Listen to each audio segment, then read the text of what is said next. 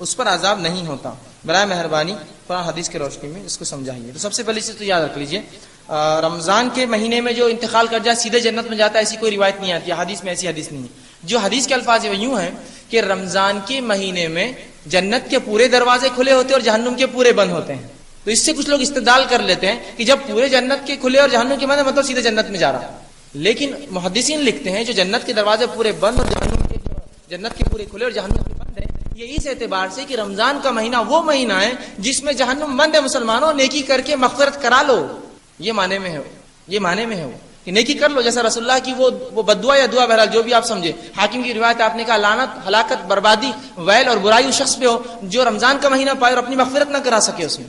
تو مطلب رمضان کا مہینہ اتنی اہمیت کا حامل ہے، وہ مغفرت کرا سکتا ہے آپ کی. اس میں ایسے اعمال کرے کہ مغفرت، بہرحال اب تو 3 دن ہی باقی ہے، بہرحال اللہ سے خوب گڑائیے، توبہ کیجیے، بھی ہمارے لیے کافی ہے 3 دن بھی بہرحال.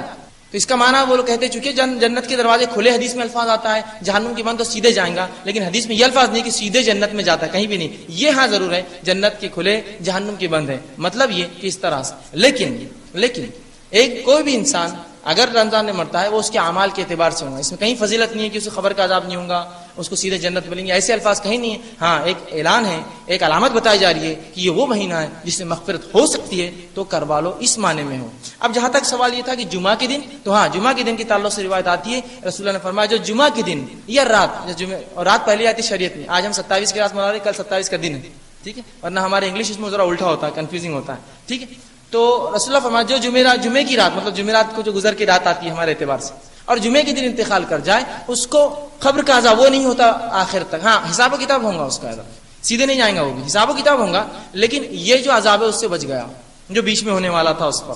اگر نیک تھا تو بھی بہرحال اس کو تو بہرحال اچھا ہی تھا، بد بھی تھا تو بچ گیا. ہاں قیامت کے دن لیکن حساب و کتاب ہوگا، وہ اس سے مستثنا نہیں ہوتا ہے. کہ تو جمعہ کے دن رمضان میں کئی غیر مسلموں کو انتقال ہوتا ہے، تو بنیاد تو ایمان ہے، اور ایمان والا جمعہ کو انتقال کر جائے، غیر جمعہ انتقال کر جائے، اس کے لیے تو آسانیاں ہے ہی کہیں بھی، ٹھیک ہے. لیکن بہرحال یہ فضیلت ہوتی ہے جمعہ کے انتقال والوں کو جو ایمان والے ہوں. ہر بار یاد رکھیے ایمان والا ہونا ضروری ہے، اور جیسا ایمان لانے کا حق ہے، من مانا دل والا ایمان، جیسا ہم کو لگا ویسا نہیں، جیسا حق ہے، تو انشاءاللہ العزیز کسی بھی دن انتقال کر جائے اس کے لیے تو اللہ کی رحمت، فضل اور کرم انشاءاللہ ہوگا.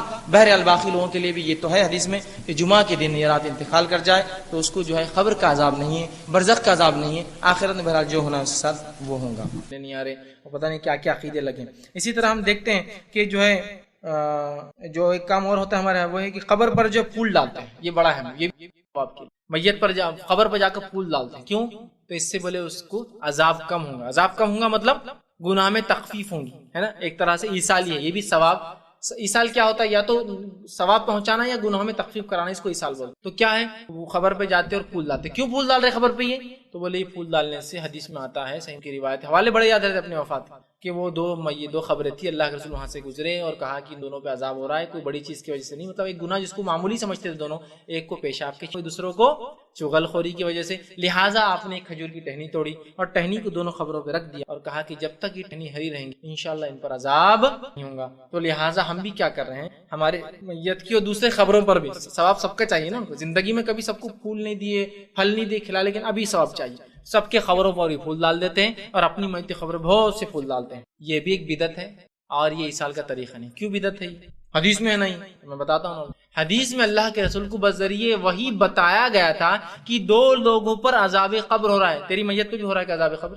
جو لوگ قبروں پر پھول ڈالتے میں انہیں کہتا ہوں یہ میت سے بدگمانی کر رہے. اچھا چلو بھائی، ہمارے ابا تو شرابی تھے، کبابی تھے، یہ تھے وہ تھے، تو ڈال رہا. جس کو سب سے بڑا ولی مانتا اس کے اوپر بھی چادریں چڑھا رہا تو لے جا کے بخشا جو دوسروں کو بخشا رہا اس کے اوپر پھول ڈال رہا. تو مجھے بولیے اب یہ بدگمانی ہوئی نہیں ہوئی میت کے ساتھ؟ آپ کی دلیل کیوں؟ آپ نے خود بولتے نا کہ رسول اللہ نے خبر پہ ڈالا تھا. تو میرا آپ سے سوال ہے، خبر پہ رسول اللہ نے ڈالا تھا تو کیوں ڈالا تھا؟ عذاب ہو رہا تھا، تم کیوں ڈال رہے ہو؟ جس کو تم ولی بولتے ہو، جس کو تم بولتے ہو کہ یہ تو ہم کو بخشائیں گے، مغفرت کرائیں گے، ہاتھ پکڑ کے لے جائیں گے، اب اس کی مغفرت کے لیے تم جھاڑ لا کے ڈال دے رہے ہو اس کو. اچھا حدیث میں کیا الفاظ ہے؟ کھجور کی ٹہنی رکھی تھی، پھول تو نہیں ڈالا تھا نا کھجور. تو حدیث کے مطابق ہم نے بھی کھجور کی ٹہنی توڑ کے لانا اور رکھنا، پھول کیوں رکھنا؟ اسی طرح خبروں پر پھول لگانا اس نہیں، جھاڑ لگانا اس نہیں سے جب تک جھاڑ رہیں گا عذاب نہیں ہوگا. تو حدیث میں الفاظ نے بولے جب تک یہ ٹہنی ہری رہیں گی تو انشاءاللہ، یقینی بات نہیں تھی، انشاءاللہ ان پر عذاب نہیں ہوگا. تو ہم تو جھاڑی لگا دے رہے، بولے پرماننٹ عذاب ہوں گے نہیں، اب تو جھاڑ رہیں گے. کیا خیال ہے اور کیا عقلی دلیل ہے؟ ایسا خیال دوسرے مسائل میں نہیں چلتا. یہاں بڑا چلتا میت کے ساتھ. میں نے کہا نا میت کو مر جائے تو وہاں مفتیان کا ڈھیر رہتا ہوں. آپ منہ کھولنے سے پہلے ایک فتوا دو غلط ہے تو آپ کو سن لینا پڑتا ہے بھائی غلط ہے, چونکہ وہ ایسا لڑنے کو آئیں گا جیسا اس کے باپ کی خبر بن رہی ہے اور اس میں کچھ غلطی ہو رہی ہے. اتنا اس معاملے میں برداشت نہیں کرتا میں, ہاں مسلمان کا معاملہ. لیکن دیگر نماز کے مسائل میں سے کچھ پڑھتے ہی تو کیا معلوم رہیں گے اس کو مسائل نماز کی کیا ہے حالت. تو یہ تو بہرحال تو خبر پہ پھول ڈالنا کہ اس کو ثواب ملتا ہے یہ بدعت ہے, اس لیے کہ آپ نے ایک گناہگار کی ڈالی تھی اور مجھے اور آپ کو نہیں پتا اللہ اس کے ساتھ کیا کر رہا ہے. تو لہٰذا مردے کے ساتھ بدگمانی رکھنا شریعتاً جائز نہیں. ہم کو ہر کسی سے اچھا گمان رکھنا, آپ اچھے سب اچھے, جب تک کہ آپ کی برائی سامنے نہ آئے. تو لہٰذا وہ بھی اچھا ہے. ہو سکتا ہے موت کی وقت توبہ کر لی اور رب سے, تو کیوں بدگمانی کرتے ہو, ہے نا. اور وہ غائب سے وہی کے ذریعے آپ کو بتایا گیا تھا, مجھے کہاں وہی آتی ہے جو مجھے پتا چلے اس وقت کیا ہو رہا ہے. لہٰذا یہ بھی غلط ہے. اسی طرح جو ہے موت کے حالات اور قبر, اس تعلق سے کچھ باتیں رکھنے کی کوشش کروں گا کہ موت اس کی کیفیتیں کیا ہوں گی اور موت کے بعد ایک انسان کے ساتھ قبر میں کیا ہوتا ہے.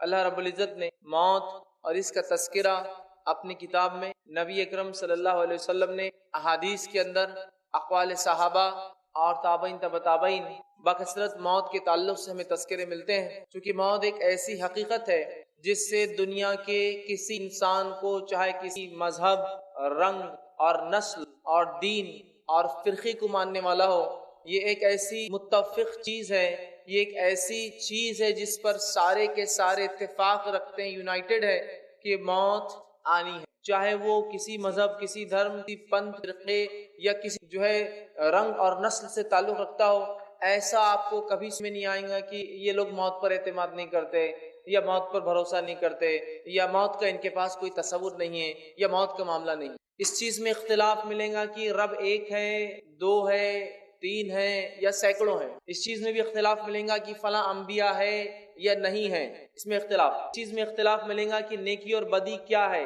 حرام اور حلال کیا ہے, لیکن اس چیز میں کسی کو اختلاف نہیں ہے. موت ایک اٹل حقیقت ہے اور انسان کو اس مرحلے سے گزرنا ہے, اس لیے کہ جو ذی نفس ہوتا ہے, پیدا ہوتا ہے, اس کو اس کی نفس پھر ختم ہوتی ہے, وہ خاتمے کو موت کہا جاتا ہے عربی زبان کے اندر. مرنا جس کو کہیں گے عام زبان میں جو ہے اردو زبان میں جس طرح ہم کہتے ہیں, یا مرتیو کہتے ہیں کہ انسان مر جاتا ہے, ختم ہو جاتا ہے, فنا ہو جاتا ہے. تو جو پیدا ہوا اسے ختم ہونا ہے, اس پر سبھی کا جو اتفاق ہے. اسلام ایک ایسا عالمی دین ہے جس نے انسانوں کے تمام سوالات کے جواب دیے. یہ وہ دین ہے جو انسانوں کو تعلیم دیتا ہے کہ دنیا میں کیوں آئے ہو. یہ وہ دین ہے جو یہ تعلیم دیتا ہے کہ تمہیں کیا کرنا ہے اس دنیا میں. یہ وہ دین ہے جو یہ بتاتا ہے کہ تم مرنے کے بعد کہاں جانے والے ہو. اور یہ وہ دین ہے جو بتاتا ہے کہ مرنے کے بعد تمہارے ساتھ کیا ہونے والا دوبارہ اٹھنے کے بعد. یہ وہ دین ہے بتاتا ہے کہ اچھے کرم, اچھے کام, نیکی کرنے والوں کا کیا انجام ہوگا. یہ وہ دین ہے جو بتاتا ہے کہ برے کرم, سو کرم, برے کام کرنے کا نتیجہ کیا ہوگا, گناہ اور معصیت والے کہاں جائیں گے اور کیا سلوک ہوگا. تو گویا اسلام وہ دین ہے جس نے پیدائش سے لے کر موت تک, موت کے بعد اٹھائے جانے کو اور اس کے بعد کے تمام مرحلے کو اپنے ماننے والے کو بتفصیل ڈسکس کیے, بتفصیل بیان کیے کہ اے لوگوں یہ ہے تمہارا معاملہ. اور اس کی ساری تعلیمات, اس کا سارا جو کچھ اس نے کہا ہے, یہ ساری انسانیت کے لیے. اسلام کوئی ایک ایسا دین یا مذہب نہیں ہے جو کسی مذہب یا جاتی یا رنگ یا نسل یا قوم کے لیے آیا ہے. یہ وہ دین ہے جو ساری انسانیت کے لیے آیا ہے. اور تین اہم سوال جس کو انسان بار بار اٹھاتے رہے ہیں اور آج بھی یہ سوال انسان کو چبھتے ہیں, اس کا جواب اس سے نہیں مل پاتا. اسلام نے ان سوالات کے مفصل جواب دیے. پہلا سوال, ہم کہاں سے آئے ہیں. دوسرا سوال, ہم کیوں آئے ہیں اس دنیا کے اندر, کیا مقصد ہے. تیسرا سوال, اس دنیا کے بعد کیا ہونے والا ہے آخر, کیا ہم مر کھپ جائیں گے اور مٹی بن جائیں گے, کیا ہمارے کرموں کے حساب سے ہم دوبارہ اٹھائے جائیں گے یا نہیں اٹھائے جائیں گے, کیا ہونے والا ہے, یا پھر سب اٹھ کے سیدھے جنت میں, سورگ میں چلے جائیں گے, یا نرک جیسی یا جہنم جیسی کوئی چیز بھی ہے جس میں گناہگار اور سزا یافتہ لوگوں کو سزا ملے گی. تو اسلام کلیئر کٹ بہت ہی واضح انداز میں جواب دیتا ہے, ہم اللہ رب العزت کی طرف سے دنیا میں بھیجے گئے ہیں. تو ہم کہاں سے آئے ہیں, ہم جنت سے نکلے ہیں. آدم ہمارے باپ جنت میں بنائے گئے تھے, ہم وہاں سے نکلے تو ہم جنت سے آئے ہیں. اس دنیا میں کیوں آئے ہیں, سورہ زاریات سورہ نمبر 51 آیت نمبر 56, وما خلقت الجن والانس الا لیعبدون, تمہیں ہم نے دنیا میں جن اور انس کو اس لیے بھیجا تاکہ تم لوگ ہماری عبادت کر کے آؤ. تو اللہ نے مجھے اور آپ کو اور سارے مانووں کو اور سارے انسانوں کو اس لیے بنایا صرف اور صرف کہ وہ ایک اللہ کی پرست, عبادت, پوجا اور اسی کی جو ہے بات کو مانے اور اسی کے طریقے پر چلے. یہ دنیا میں آنے کا مقصد ہے. اور اس کے بعد کیا ہونے والا ہے, ہم کہاں جائیں گے؟ تو اسلام نے clear cut open guidelines دیے کہ تم مرنے والے ہو, اور یہ آنکھ بند ہونے کے بعد, یہ دنیا سے اٹھنے کے بعد تم ختم نہیں ہونے والے ہو انسانوں. اس کے بعد ایک لا تعداد اتنی لمبی زندگی جس کو ڈیفائن نہیں کیا سکتا, اس کو قرآن نے خلد کہا, ہمیشہ ہمیشہ ہمیشہ ہمیشہ چلنے والی ایک زندگی جس کا ایک ایک دن ایک دیوس 50,000 سال سے زیادہ کا ہونے والا ہے. تو ویسی زندگی میں ہر انسان کو قدم رکھنا ہے. اس کے اعمال کے اعتبار سے وہ 50,000 سال کے ایک دن میں فائدہ, مزے, عیش اور نعمتیں اٹھائیں گا. اور اگر یہاں برے کرم اور غلط کام کر کے گیا تو اس زندگی میں یاتنائیں, کٹھنائیاں, تکلیفیں, اذیتیں, دردناک عذاب کا اسے سامنا کرنا پڑے گا. اسلام نے ہر سوال جو انسانی ذہن میں اٹھتا ہے بنانے کے تعلق سے, اس کے بنانے والے کے تعلق سے, اس کے دنیا میں آنے کے تعلق سے, اس کے دنیا سے جانے کے تعلق سے, اور دوبارہ اٹھنے کے بعد کیا ہونے والا ہے, بہت بہت واضح گائیڈ لائنز, کلیئر رہنما اصول, نصیحتیں, دلائل پیش کر دی. یاد رکھیے اللہ رب العزت آئیے ہماری موت کا خاکہ اپنی کتاب میں کھینچتا ہے, اور کیا ہی خوب فرماتا ہے. سورہ مومنون سورہ نمبر 23 آیت نمبر 99 اور 100 اللہ فرماتا ہے, حتی اذا جاء احدهم الموت قال رب ارجعون لعلی اعمل صالحا فیما ترک. جب تم میں سے کسی کے پاس موت آتی ہے, موت کی گھڑی آتی ہے, اس کے فرشتے حاضر ہو جاتے ہیں, چاہے وہ موت اپنے بستر پر آئے, چاہے وہ موت انسان کو کھڑے سے آئے, چاہے وہ موت ڈوب کر یا جل کر آئے, چاہے وہ موت کسی چیز میں دب کر یا ایکسیڈنٹ کے ذریعے آئے, چاہے وہ موت قتل کے ذریعے آئے, چاہے انسان خوشی کر کے اپنے آپ کو قتل کر لے. موت کے فرشتے جب آتے ہیں گناہگار, فاسق, کافر اور اسی طرح جو ہے منافق کے پاس, تو وہ کہتا ہے حتی اذا جاء احدهم الموت قال رب ارجعون. تو انسان کہتا ہے ان آنے والے فرشتوں سے, اے فرشتوں میرے رب سے جا کر گزارش کرو, رب ارجعون مجھے واپس لوٹنے کی تھوڑی ڈھیل اور مہلت, اور تھوڑا سا ایک پیریڈ, ایک انٹرول, چھوٹا سا مجھے ایک وقفہ دیا جائے, لعلی اعمل صالحا فیما ترک, تاکہ میں دنیا میں جو نیکیاں چھوڑ آیا تھا جا کر واپس کر لوں. اگر آستھاوان نہ تھا, ایمان والا نہ تھا, تو آستھا لالوں, ایمان لالوں ایک ستیہ ایشور ہمارے بنانے والے پر. اور اگر گناہگار تھا, ایمان والا تو تھا, تو مہلت مانگیں گا کہ کچھ پنیہ کے اور نیک کام کر کے میں آ جاؤں, تھوڑی سی مجھے ڈھیل اور سہولت اور مہلت دے دی جائے. تو وہ کہیں گا لعلی اعمل صالحا فیما ترک, کہ مجھے تھوڑی سی ڈھیل اور مہلت دی جائے تاکہ نیکیاں جو چھوڑ آیا ہوں پھر کر لوں. کلا انہ کلمۃ هو قائلها, رب العزت کی طرف سے وہ فرشتے جواب لے کر آتے ہیں, اے اللہ تیرا بندہ ایک مہلت مانگتا ہے, ڈھیل مانگتا ہے, چھوٹ مانگتا ہے, کیا کیا جائے؟ اللہ جواب دیتا ہے کلا, ہرگز ایسا نہیں ہوگا, انہ کلمۃ هو قائلها, دنیا میں عادی تھا اس بات کا, اگلی بار اگلی بار اگلی بار, ایک اور چانس, ایک اور مہلت, ایک اور بار مجھے جو موقع دیا جائے. کلا انہ کلمۃ هو قائلها, دنیا میں تو عادی تھا صرف یہ بولنے کا کہ ایک اور چانس اور مہلت دیا جائے. اور اللہ فرماتا ہے یہ دوبارہ اب بالکل نہیں پلٹیں گے, نہیں جائیں گے الی یوم یبعثون, دوبارہ اٹھائے جائیں گے. وَمِن وَرَائِهِم بَرْزَخٌ الی یوم یبعثون, اور ان کے اور اس دنیا کے بیچ میں ایک آڑ ہے, ایک برزخ ہے, ایک پردہ ہے, ایک ایسی آڑ نہ جو کسی سے ایک دوسرے سے مل سکتا ہے, نہ آ سکتا ہے, نہ وہاں سے کہیں جا سکتا ہے, نہ آپس میں وہ ارواح و روحیں ایک دوسرے سے مل سکتی ہے. یہ الی یوم یبعثون, وہ آڑ اور برزخ دوبارہ اٹھائے جانے تک ہے. تو اس سے پہلے کہ کسی کی موت آئے اور یہ ڈھیل, یہ سہولت اور یہ مہلت ہم مانگے جو کہ کسی کو آج تک نہیں دی گئی اور نہ ہی قیامت تک کسی کو ملیں گی, لہٰذا اچھے اعمال کر کے جو فرشتے آئے خوشی خوشی ہم ان کے ساتھ نکل کر چلے جائے, ورنہ وہ فرشتے آ جائیں گے, پھر ہم ڈھیل اور مہلت مانگیں گے, گڑ گڑائیں گے, آہو بکا کریں گے, چیخیں گے اور چلائیں گے. ہم چیخیں گے اور چلائیں گے, لیکن سارے لوگ موت اور میت ہے کہہ کر سمجھ نہیں پائیں گے, لیکن وہ میت, وہ مرنے والا خوب گڑ گڑائیں گا, آہو بکا کریں گا. اللہ رب العزت نے اس بات کو سورہ قاف سورہ نمبر 50 آیت نمبر اس میں یوں دوہرا فرمایا, وَجَاءَتْ سَكْرَةُ الْمَوْتِ بِالْحَقِّ, اور موت کی سکرات, موت کی سختیاں حق کو لے کر آ پہنچی ہے. اب غائب کے دروازے کھل چکے ہیں, فرشتے نظر آنے لگے ہیں اور غائب کی دنیا دکھ رہی ہے, فرشتے اپنی جماعت کے ساتھ آئے ہیں, मलिकुल मौत उस रूह को लेने आए हैं। जैसे उसके अमाल होंगे, मलिकुल मौत अपना चेहरा और साथ लाने वाले अपने साथियों के चेहरे खुशनुमा और बदनुमा उसके एतबार से आएंगे और आकर उस शख्स की सख्त गिरफ्त करेंगे, पकड़ेंगे और उसके अमाल के एतबार से वहीं से उसको सजा या जजा का एक मरहला शुरू हो जाएगा कि जो है काफिर था वहीं से मार पीट, और कुरान कहता है थप्पड़ रसीद करेंगे फरिश्ते उसको, उसके पीठ पर, उसके चेहरों और गालों के ऊपर, और वहीं निकोकार होगा,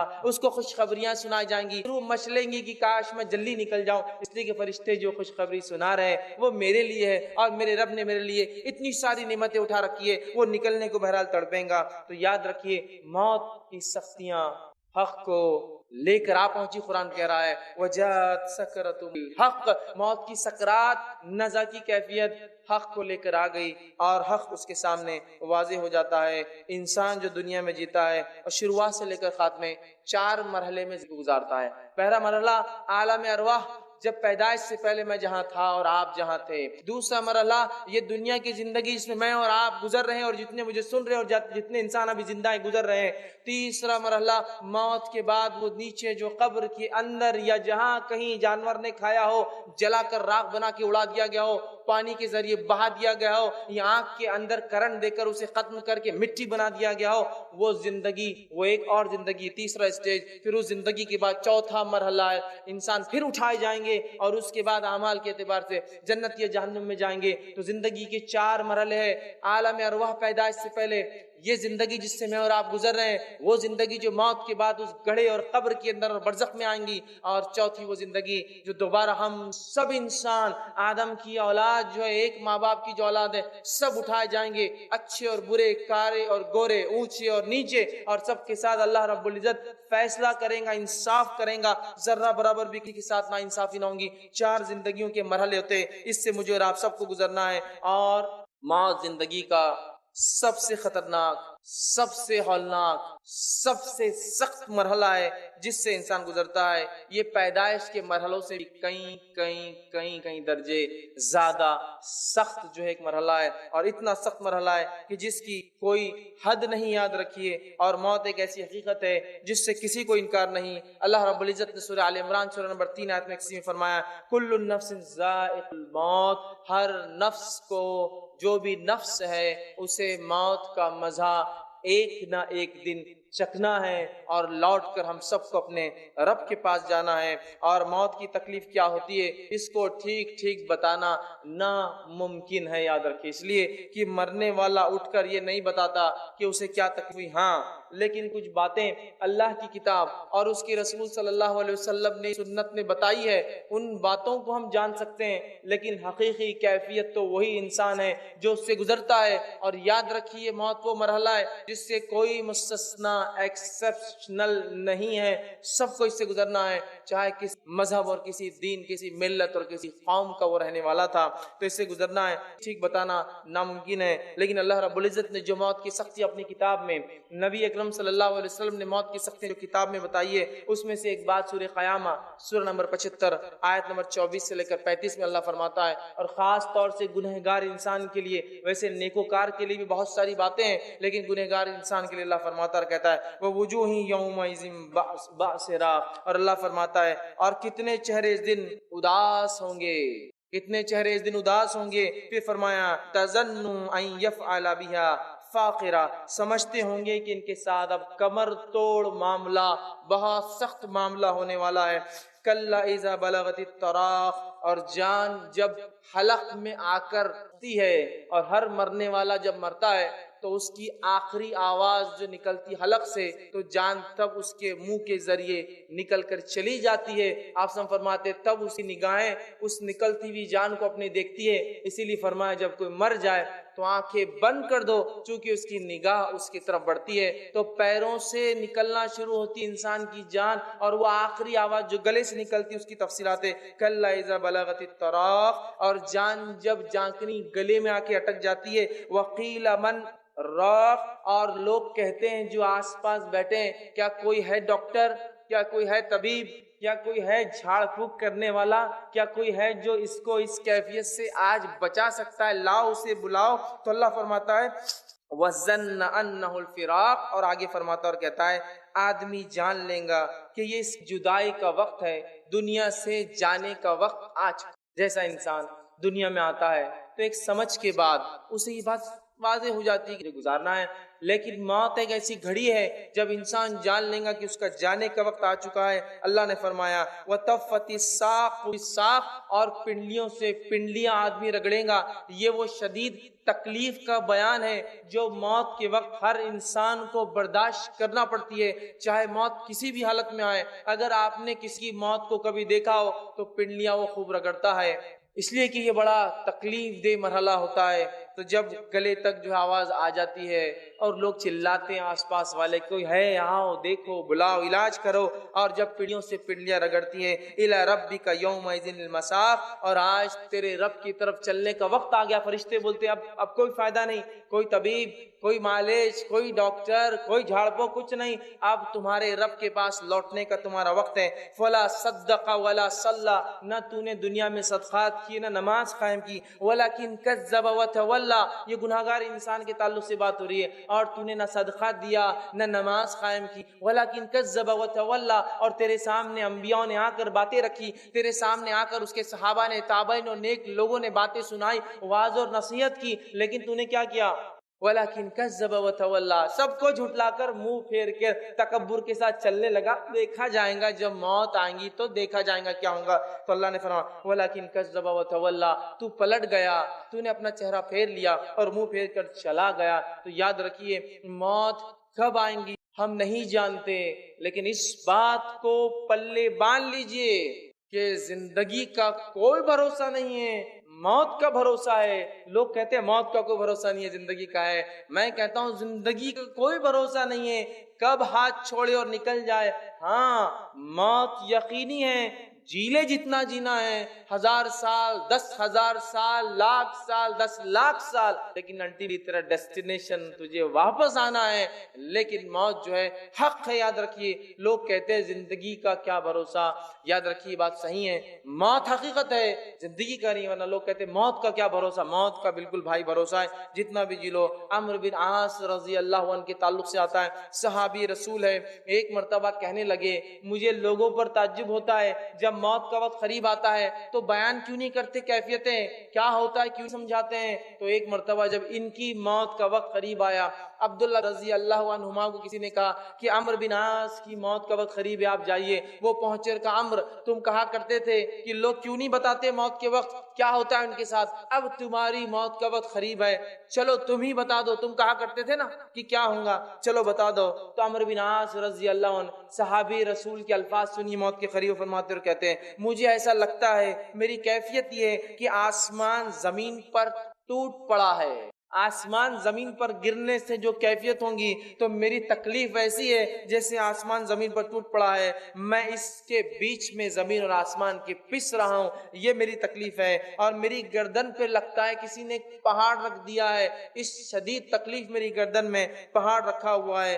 اور جو ہے میرے پیٹ میں لگتا ہے کسی نے کھجور کے کانٹے بھر دیے جو بہت لمبے اور سخت ہوتے ہیں، اور ایسا لگتا ہے میری سانس سوئی کے ناکے، سوئی کا سوراخ ہوتا ہے نا، ایسا لگتا ہے سانس لینے میں شدید تکلیف ہے، جیسا سوئی کے ناکے سے ہوا آ رہی ہے اور جا رہی ہے۔ شداد بن اوس رضی اللہ عنہ یہ ایک صحابی رسول تھے، یہ موت کی کیفیت کو فرمایا کرتے تھے اور کہتے تھے کہ موت کا لمحہ دنیا اور آخرت کی تمام ہولناکیوں سے زیادہ خطرناک ہے، موت کا لمحہ دنیا اور آخرت کی تمام ہولناکیوں سے زیادہ خطرناک ہے۔ اور فرمایا کرتے تھے کہ اس کی ہولناکی ایسی ہے کہ یہ آروں کے چیرنے سے زیادہ سخت ہے۔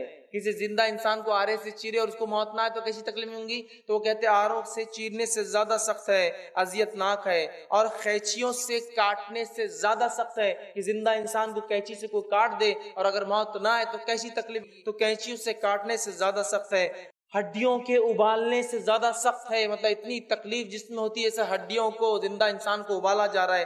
آگے کہتے ہیں اگر مردہ اٹھ کر موت کی سختیاں بیان کر دے تو تم لوگ نیند اور چین چھوڑ دو گے اور آرام نہیں کرو گے، صرف اچھے اعمال میں لگ جاؤ گے تاکہ آخرت بن جائے۔ اسی طرح ہم دیکھتے ہیں خود نبی اکرم صلی اللہ علیہ وسلم جب آپ کی وفات کا وقت قریب آیا جب آپ کے انتقال کا وقت قریب آیا، یہ انسانوں میں سب سے نیک انسان تھے جس کو دنیا نے کبھی دیکھا ہے اور دیکھیں گی. یاد رکھیے نبی اکرم صلی اللہ علیہ وسلم چونکہ وفات سے، انتقال سے کوئی مستثنا نہیں ہے. آدم علیہ السلام آئے تو دنیا سے چلے گئے، نوح آئے تو وہ بھی چلے گئے، ابراہیم آئے تو وہ بھی جانے کے لیے چلے گئے، موسیٰ بھی آئے تو چلے گئے، عیسیٰ علیہ السلام اٹھا لیے گئے، لیکن آئیں گے. چونکہ موت ضروری ہے، پھر اپنی زندگی 40 سالہ گزار کے موت اور وفات پھر پا کے جائیں گے.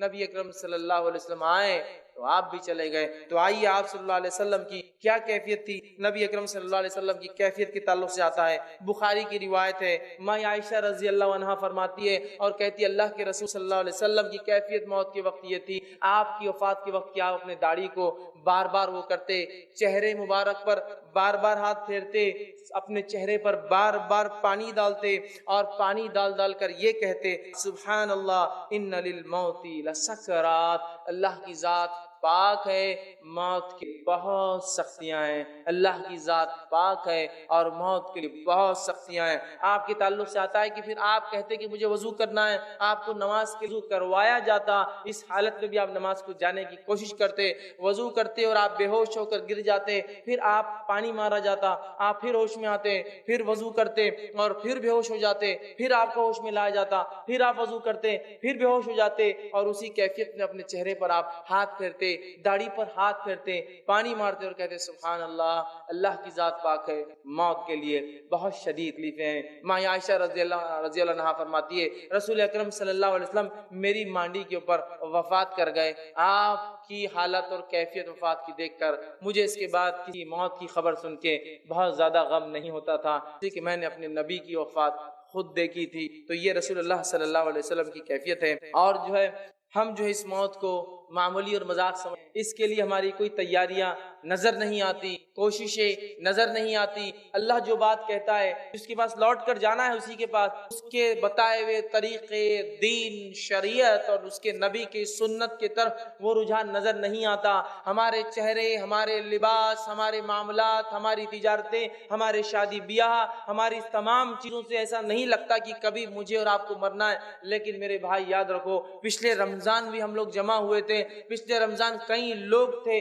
جو اس مجمع میں آتے تھے اور لائیو کانفرنس سنتے تھے. آج ان میں سے خود آپ گواہی دے سکتے ہیں کئی لوگ موجود نہیں ہیں، اور اگلے رمضان شاید بہت سارے لوگ خود مقرر اور سننے والوں میں سے کئی لوگ دنیا سے چلے جائے. لیکن آئے ہیں تو واپس تو جانا ہے، اس کی تیاری جانے سے پہلے مجھے اور آپ کو کرنی ہے، یاد رکھیے. لیکن موت کی وہ تیاری نظر نہیں آتی جس کے تعلق سے انبیاء علیہ الصلوۃ والسلام بھی ڈرتے تھے. اصحاب رسول کی کیفیت یہ تھی کہ موت کے تذکرے آتے تو کبھی بے ہوش ہو جاتے، کبھی جو ہے ہوا سمجھتے آپ، سینسز کھو جاتے، ان کے آؤٹ آف سینس ہو جاتے کہ کیا تذکرہ چل رہا ہے. اس لیے کہ انہیں ڈر ہوتا کہ یہ امتحان ہے، یہ ایک سخت گھڑی ہے اور اعمال کے اعتبار سے اس کے اندر فیصلے ہونے والے ہیں. اور موت کے بعد خبر کی ہولناکیوں کے تعلق سے نبی اکرم صلی اللہ علیہ وسلم نے اتنی واضح باتیں بتائی کہ جس کی کوئی انتہا نہیں. جامع ترمذی کی روایت ہے، نبی اکرم صلی اللہ علیہ وسلم فرماتے ہیں میں نے خبر سے زیادہ گھبراہٹ والی جگہ کوئی نہیں دیکھی. آپ سے فرما رہے میں نے خبر سے زیادہ،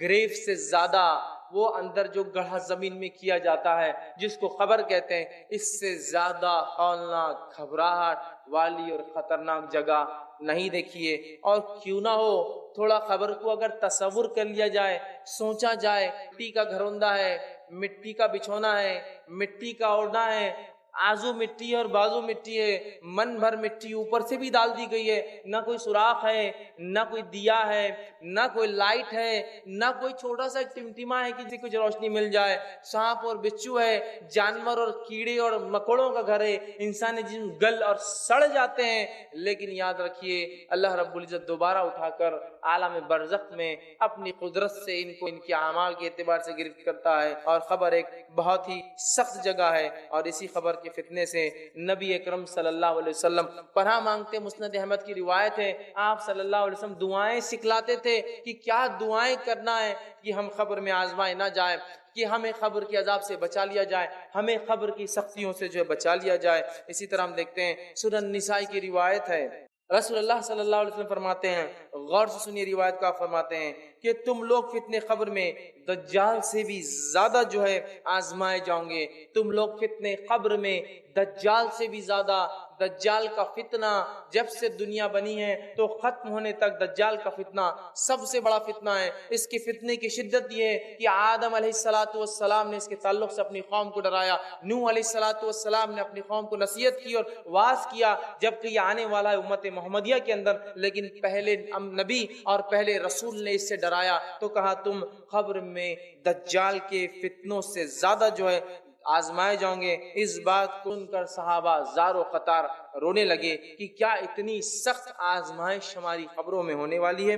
تو آپ نے کہا تمہاری اتنی آزمائش ہوگی. جامع ترمذی کی روایت ہے، عثمان بن عفان رضی اللہ عنہ کے تعلق سے آتا ہے کہ جب آپ قبر کے پاس سے گزرتے یا قبرستان جاتے، قبر کے پاس جاتے تاکہ عبرت حاصل ہو، تو آپ کی کیفیت اتنا روتے اتنا روتے اتنا روتے کہ آپ کی داڑھی جو بہت گھنی تھی آنسوؤں سے بھر جاتی، اور کہا کرتے تھے کہ یہ منزل جس کے لیے آسان ہو گئی باقی ساری منزلیں اس کے لیے آسان ہیں، اور جس کے لیے اس منزل میں سختی اور پکڑ ہو گئی باقی سارے مرحلے پہلے سور سے لے کر قیامت تک اور اس کے بعد جو ہے حشر اور آخرت تک، اس کے لیے حساب و کتاب تک سارے مرحلے اس کے لیے بہت مشکل ہے. بحقی کی روایت ہے، عمر بن خطاب رضی اللہ عنہ جو کہ بہت سخت جان اور ایک قوی ہیکل مضبوط قسم کے جسامت والے انسان تھے، اس صحابی کے تعلق سے خلیفہ رسول تھے، جو ہے دوسرے جو ہے خلیفہ تھے، اور اس کے ساتھ ساتھ آپ کے کئی فضائل ہیں. آپ کے تعلق سے آتا ہے کہ آپ اتنا روتے تھے، خبر کا اتنا روتے تھے کہ آخر وقت میں آپ کی وفات سے پہلے چہرے کے اوپر 2 لکیریں پڑ گئی تھی، جس کے آنسو جانے اور جانے کی وجہ سے چہرے پر 2 سیاہ لکیریں پڑ گئی تھی، چونکہ آنسو وہاں سے بہہ کر نیچے کی طرف آتے تھے. اتنا صحابہ روتے تھے اور اس خبر سے اور موت کی کیفیت سے پناہ مانگتے تھے. لیکن ہمارے اعمال، ہمارے معاملات آج نظر نہیں آتے. کسی بھی چیز سے پہلے کبھی یہ سوچا ہوں کہ مرنے کے بعد اس کے وجہ سے کیا انجام میرا ہو سکتا ہے؟ نوجوان ہے تو اپنی جوانی کے اس میں عالم میں غرق ہے، نشہ، منشیات، لڑکیوں کو چھیڑنا اور افیئرز اور زنا اور بدکاریاں اور اپنی جوانیوں کو برباد کرنا. بچے ہیں تو والدین ان کو تعلیم اور تربیت نہیں دے رہے اسلام کی. بڑے ہونے کے بعد جو محنت اور مشقت حلال کے لیے ہونی چاہیے وہ حرام کے لیے ہم کرتے ہیں. ساری زندگی جو ہے صرف ادھر اور ادھر اور اس کو اور اس کو تکلیف دے کر مال کمانا چاہتے ہیں، حرام کاریوں میں اپنی زندگیاں گزارنا چاہتے ہیں.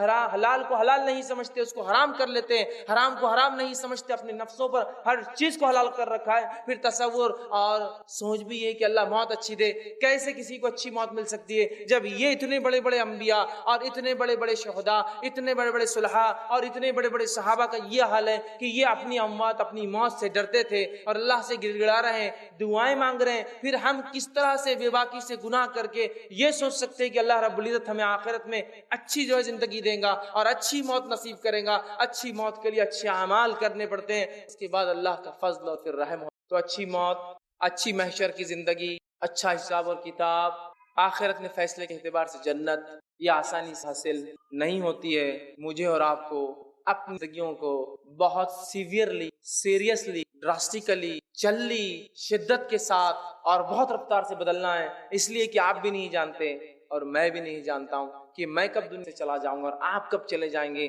اگر وقفہ دیا گیا ہوتا کہ 60 سال، 65 سال، 70 سال، تو شاید پھر کچھ تیاری کر لیتے کہ موت سے پہلے تیاری ہو جائے.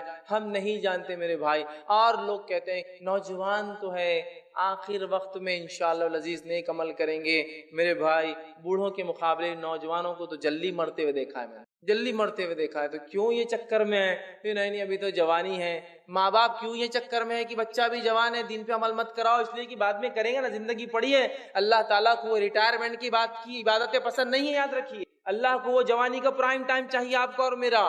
اللہ کو جس چیز کے لیے حکومت کہہ رہی ہے تم بیکار ہو ہمارے لیے چلے جاؤ، وہ چیز اللہ کے لیے دینا چاہتے ہیں کہ جب زندگی بھر تو رشوت خوری، لوٹ مار، کھسوٹ سب کر لیں گے اور 58 اور 60 سال کے بعد ریٹائرمنٹ لے کر اللہ اللہ کر لیں گے، حج کر لیں گے، داڑھی رکھ لیں گے. ارے جس عمر کو تو حکومت کہہ رہی بیکار ہو گیا تو گھر جا کر بیٹھ، اس عمر کو اللہ کے لیے دینا چاہتے ہیں. اور اپنی جوانیوں کو والدین خود بچوں کو کہتے ہیں کہ ابھی ضرورت نہیں ہے، تو کیا تم لکھا کر لائے ہو تمہارے بچے کتنے دن جئیں گے، اور کیا میں لکھا کر لایا ہوں کہ میں اتنے دن میں مروں گا اور بوڑھا ہوں گا؟ ہمیں اپنے کو بہت جلدی تبدیل کرنا ہے، اس سے پہلے کہ موت کا شکنجہ کھس لیا جائے، فرشتوں کو آرڈر اور حکم دے دیا جائے، پھر اس کے بعد ہم کہیں حتی اذا جاء احد الموت قال رب ارجعون، اے اللہ تھوڑی سی مہلت دی جائے، واپس ریٹرن لوٹنا ہے، نیک کام کرنا ہے، لعلی اعمل صالحا فیما ترک، جو نیکیاں تیرے نبی بتا کر گئے تھے، تیرے دین و شریعت نہیں بتائی تھی، میں کر کے آؤں، نہیں ملنے والا یہ موقع یاد رکھیے، نہیں ملیں گا۔ اور انسان کی فطرت ہے، اسے کہا جائے نماز اگلے جمعے سے، دیندار بنو اگلے رمضان سے، اچھا پڑھو اگلے سیمسٹر سے، فلاں کام اگلی فصل سے، اچھا بزنس کرو اگلے سیزن سے، اگلا اگلا اگلا موقع چاہیے۔ اللہ کہتا کلا نہیں ملنے والا تجھے اگلا موقع، چونکہ تیری فطرت ہے اگلا موقع چاہیے اور تو کرتا نہیں ہے اعمال، لہٰذا اپنی زندگیوں کو بہت جلدی تبدیل کرنا ہے۔ میں اور آپ نہیں جانتے کیا حال ہونے والا ہے۔ ابن ماجہ کی روایت ہے، ابو ذر غفاری رضی اللہ عنہ فرمایا کرتے تھے، جب برزخ اور موت کی کیفیت اللہ کے رسول صلی اللہ علیہ وسلم بیان کی تو کہنے لگے کاش کہ میں درخت ہوتا، لوگ آتے کاٹتے سکھا کے مجھے جلا دیتے، میں انسان پیدا نہ ہوا ہوتا، اس لیے کہ درخت سے پوچھ نہیں ہونے والی، مجھ سے اللہ رب العزت پوچھ کرنے والا ہے۔ کتاب الزہد کے اندر ابو ہریرہ رضی اللہ عنہ کے تعلق سے آتا ہے کہ جب آپ کی موت کا وقت قریب آیا، انتقال کا وقت قریب آیا، دنیا سے کوچ کر جانے کا وقت قریب آیا تو رونے لگے۔ یہ بھی ایک خوش نصیبی کی موت ہے کہ انسان بیمار ہو اور توبہ کا موقع ملے، اچانک آنے والی موتوں میں توبہ کا موقع نہیں۔ تو بہرحال تو رونے لگے اس موت کی کیفیت میں، اور روتے روتے جو ہے لوگوں نے پوچھا اے ابو ہریرہ کیوں روتے ہو، کیا دنیا سے جانے کا غم ستاتا ہے تمہیں؟ تو کہنے لگے ابو ہریرہ رضی اللہ عنہ کہ کہا دنیا سے جانے کا چھوڑنے کا غم نہیں ہے، لیکن میرا سفر بہت لمبا ہے، طویل سفر ہے میرا، اور خلیل زاد راہ ہے میرے پاس، توشہ بہت کم تیار کیا ہے، سفر کچھ زیادہ ہی لمبا ہے، سفر لمبا ہے، میں نے زاد راہ سفر کی تیاری کے لیے سامان کم جمع کیا ہے۔ اور پھر فرماتے ہیں میں نے اپنی زندگی کی شام ایک ایسے ٹیلے پر گزاری ہے جس کے آگے میں نہیں جانتا ٹیلا پار کرنے کے بعد کہ میرے لیے جہنم ہے یا میرے لیے جنت رکھی گئی ہے۔ تو یہ اصحاب ہے جن کے تعلق سے اللہ کی کتاب نے کہا رضی اللہ عنہم ورضوا عنہ، اللہ ان سے راضی اور وہ اللہ سے راضی۔ اگر ان کی اموات اور ان کی موت پر یہ ڈر رہے ہیں، اتنے کثیر اعمال کرنے کے بعد اگر یہ قلیل کہہ رہے ہیں اس کو زادرہ قلیل، جبکہ ابو ہریرہ رضی اللہ عنہ کی شخصیت کس کو نہیں پتا ہے؟ حدیث کا کوئی طالب علم ایسا کوئی ہو سکتا ہے جس نے ابو ہریرہ رضی اللہ عنہ کے تعلق سے نہیں سنا ہو کہ فلاں صحابی ہے؟ یہ وہ صحابی ہے جس نے 5000 سے زیادہ حدیث ہے روایت صلی اللہ علیہ وسلم سے، اور قیامت تک جتنے لوگ اس حدیث پر عمل کریں گے سب کا ثواب ابو ہریرہ رضی اللہ عنہ۔ تو یہ وہ صحابی ہیں، لیکن اپنی موت سے دیکھ کتنا گھبرا رہے، کتنا ڈر رہے، اور کیوں نہ ہو اللہ رب العزت نے تو یوسف علیہ السلام کا ذکر کیا اپنی کتاب میں۔ جب یوسف علیہ السلام کی موت کا قریب آیا، وقت قریب آیا، تو کہنے لگے کہ اللہ جو ہے جعلنی مکرمن والحقنی بالصالحین، اے اللہ مجھے اکرام والے اور نیک لوگوں میں انبیاء ہے، اور ایسے نبی ہے یوسف علیہ السلام کہ جس کے جیسا نسب تو کسی کا نسب سجرا، بڑا دادا نبی ابراہیم علیہ السلام، دادا نبی اسحاق علیہ السلام، باپ نبی ہے نا، آپ کے جو والد تھے یعقوب علیہ السلام، اور خود نبی۔ اس کے بعد کہہ رہے ہیں کہ اے اللہ جو ہے میرا حساب آسان کرنا، اور مجھے جو ہے وہ کاروں میں شمار کرنا، اچھے لوگوں میں میرا شمار کرنا۔ تو یہ ہے انبیاء، یہ ہے اصحاب، یہ ان کا ڈر ہے۔ اور ہمارے اسلاف قبروں سے بہت ڈرتے تھے، قبر کے عذاب اور موت سے ڈرتے تھے۔ آج لوگ یہ دھڑلے سے کہتے دیکھا جائے گا مرنے کے بعد، بھائی تو نے میری زمین لے لی، دیکھا جائے گا مرنے کے بعد، بھائی تو نے میرا پیسہ لیا دیا نہیں، دیکھا جائے گا مرنے کے بعد۔ میرے بھائی نپٹا لے یہاں، ختم کر دے یہاں، دیکھا کچھ بھی نہیں جانے والا ہے، صرف لیا اور لیا جائے گا اور واپس دیا اور دیا جائے گا، کچھ دیکھا جائے گا نہیں۔ کوئی مہلت، کوئی چھوٹ، کوئی پہچان، کوئی نسب، کوئی خاندان، کوئی رشوت، کوئی سونا، کوئی چاندی، کوئی خوبصورتی، کوئی مالداری، کوئی حسب نسب، کچھ کام نہیں ہے رکھتی برابر۔ وہاں صرف بدلہ نیکی سے چلیں گا۔ مرنے والا اگر مرنے کی کیفیت ٹھیک بتا دیتا تو شاید ہمیں پتہ چل جاتا، چونکہ مرنے والا بتا نہیں پاتا ہے کیا ہوتا ہے۔ قرآن حدیث میں نے کچھ باتیں جمع کی کہ نیک اور بد کی موت کیسی آتی ہے۔ یہ روایتیں صحیح بخاری، صحیح مسلم، جامع ترمذی، ابن ماجہ، نسائی اور دیگر کتابوں سے میں نے جمع کی ہے، لیکن ہر روایت میں ایک مخصوص پارٹ اور حصہ آ رہا تھا، تو میں نے وہ سب کو چھوڑ کر، حوالوں کو چھوڑ کر ایک ترتیب دے دی پورے واقعے۔ ایک سیکوینس بنا دیا، حوالے چاہیے تو بعد میں مجھ سے آپ لے سکتے ہیں، لیکن اگر میں الگ الگ حوالے بتاؤں گا تو پھر وہ ترتیب نہیں جم پائیں گی کہ کیسے کب اور کیا ہوتا ہے. لہٰذا میں نے سب روایتوں کو ملا کر ایک ترتیب وار واقعہ آپ کے سامنے میں بیان کر رہا ہوں، تاکہ ایک تسلسل کے ساتھ ایک سیکوینس میں سٹوری یا ایک سیکوینس میں واقعہ آپ کے سامنے آ جائے، ورنہ الگ الگ حوالے میرے پاس پورے موجود ہیں. تو آئیے اچھے اور برے کے ساتھ کیا ہوتا ہے اس کی تفصیلات ہم دیکھتے ہیں، تاکہ ہمیں پتہ چل جائے موت کیسی کیفیت اور موت کے بعد کیا ہونے والا ہے. تو آئیے سب سے پہلے نیک انسان سے شروع کرتے ہیں، سیدھے ہاتھ والے لوگوں سے شروع کرتے ہیں، جنتی لوگوں سے شروعات کرتے ہیں. اللہ کے انبیاء، صلحاء مطلب صالحین، صدیقین، شہداء اور نیکوکاروں سے شروع کرتے ہیں. ان کی کیفیت کیا ہوں گی نیک لوگوں کی؟ تو سب سے پہلی چیز، جب موت کا وقت آتا ہے تو نیک لوگوں کے پاس فرشتے سورج جیسی روشن شکلیں لے کر آتے ہیں، کبھی ایک، کبھی دو اور کبھی اس سے زائد آتے ہیں. چمکدار روشن شکلیں لے کر آتے ہیں، خوشبودار جو ہے خوشبو کے ساتھ، اور جو اچھے اچھے چہروں والے فرشتے اس کے پاس آتے ہیں، اور اس کے لیے خوشبودار کفن کو ساتھ لاتے ہیں جو ریشم کا بنا ہوا ہوتا ہے، اور وہ کفن خوشبودار کفن لے کر آتے ہیں. اور آنے کے بعد ملک الموت اور دیگر فرشتے اس شخص کو سلام کرتے ہیں، اس کو دعا دیتے ہیں. اور یہی پہلا مرحلہ ہے، وہ سمجھ جاتا ہے کہ میرے لیے رائٹ چیز ہونے والی ہے، چونکہ سلام کیا گیا مجھے تو سلام کر. اس لیے میں بار بار کہتا ہوں لوگوں سے، پہچان ہو تو ایسی ہو کہ فرشتے سلام کرے اور اس کا انتظار وہاں ہو. دنیا میں تو بہت پہچان لوگوں کی ہوتی ہے، یہ زیادہ کام نہیں ہے. تو بہرحال اس کو سلام کرتے ہیں، اچھی اچھی شکلوں میں آتے ہیں، اور اس کو اچھے اچھے ناموں سے پکارتے ہیں، جن اچھے اچھے ناموں سے دنیا میں اسے پکارا جاتا تھا. فلاں بن فلاں، فلاں بن فلاں، پیارے پیارے جو اس کے اچھے نام. ایک انسان کہیں کے ناموں سے پکارا جاتا ہے، سارے اچھے کو پکاریں گے، اس کو آواز دیں گے، اور اس کو روح نکالنے سے پہلے ملک الموت بشارت دیں گے، اے نیک انسان، تیرے اعمال سے تیرا رب راضی ہوا اور تو جو ہے نکل جا، تیرے رب نے تیرے لیے جنت مقام طے کر دیا ہے. جو ہی وہ نیک انسان کے اس بات کو سنتی ہے کہ اس کے رب نے اس کے لیے جنت طے کر دی ہے، وہ مچلتی ہے، لپکتی ہے، اور فرشتوں سے کہتی ہے نکالو مجھے، جلدی باہر نکالو، اس لیے کہ میرے رب نے میرے لیے جنت اٹھا رکھی ہے. اور وہ تیزی کے ساتھ باہر نکلتی ہے، اور جب نکلتی ہے تو آپ صلی اللہ علیہ وسلم فرماتے ہیں اس آسانی سے نکل جاتی ہے جیسا ایک تھیلی میں پانی کھول دیا جائے، پانی گر جاتا ہے، اس طرح سے ایزیلی وہ جو ہے روح نکل جاتی ہے. اور نکلنے کے بعد فرشتے جو معطر خوشبودار کفن، دنیا میں تو ہم بہت خوشبو لگاتے ہیں نا، یہ خوشبو اصل ہے جو مر کے بعد ملے انسان کو. تو معطر ایک کفن جو ریشمی ہوتا ہے، ریشم کا بنا ہوا ہوتا ہے، لا کر اس کفن میں کو لپیٹ دیتے ہیں. لپیٹنے کے بعد اس کا استقبال اور ویلکم ہوتا ہے. اسے لے کر فرشتے پہلی آسمان کی طرف بڑھتے ہیں. پہلے آسمان پر جب وہ روح جاتی ہے، اس کی خوشبو سے پہلے آسمان کے لوگ جان لیتے ہیں کوئی نیک روح آ رہی ہے، خوشبو بتا دیتی ہے. اور دروازہ جو ہے آسمان کا کھٹکھٹایا جاتا ہے، پوچھا جاتا ہے کون، تو کہا جاتا ہے فلاں کی روح لائی جا رہی ہے. فرشتے کہتے استقبال، خوش آمدید، ویلکم، خیر، بہت خوب آئے، بہت اچھے.